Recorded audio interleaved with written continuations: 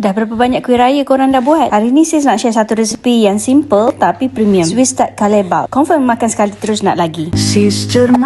Mula-mula kita masukkan butter, icing sugar dan esen vanilla ke dalam mixer. Mix sampai semua bahan sebati dan nampak creamy. Lepas tu scrap dulu adunan di keliling bowl supaya semua bahan sekata. Kemudian masukkan tepung gandum, tepung jagung dan susu tepung. Mix sekali lagi sampai adunan jadi sebati. Kemudian masukkan dark chocolate flake. Mix sekejap saja. Kenapa guna chocolate flake? Suka hati akulah resipi aku. Kalau korang nak guna chocolate rice pun boleh, tapi sis prefer flake sebab rasa dia lagi sedap. Okey, sekarang sis guna nozzle coat 1M. Tapi sebenarnya korang boleh guna nozzle apa-apa pun yang korang suka. Masukkan adunan dalam piping bag. Okey, ini tips ya. Jangan isi penuh sangat, nanti susah nak tekan. Satu lagi tips, kita guna double piping supaya dia senang nak refill dan juga nozzle tu tak akan kotor. Kemudian kita pipe bentuk tart atas tray dan ulang proses sampai adunan habis. Kemudian letakkan chocolate chip Kalebau atas setiap cookies. Sis guna milk chocolate supaya balance dengan dark chocolate flakes tadi. Kalau semua milk chocolate terlalu manis pula nanti. Okey, sekarang kita bakar pada suhu 160 darjah Celsius selama 12 hingga 15 minit bergantung pada oven masing-masing. Bila dah siap, cookies ni akan mengembang sikit masa bakar, tapi itu normal. Tapi yang penting garanti sedap sebab ini kegemaran anak-anak si. Jadi biasanya kena sorok dulu sebelum habis. So kalau korang nak buat kuih raya yang simple tapi nampak premium, memang wajib cuba resepi ni. Okey, itu saja. Selamat mencuba dan selamat Hari Raya.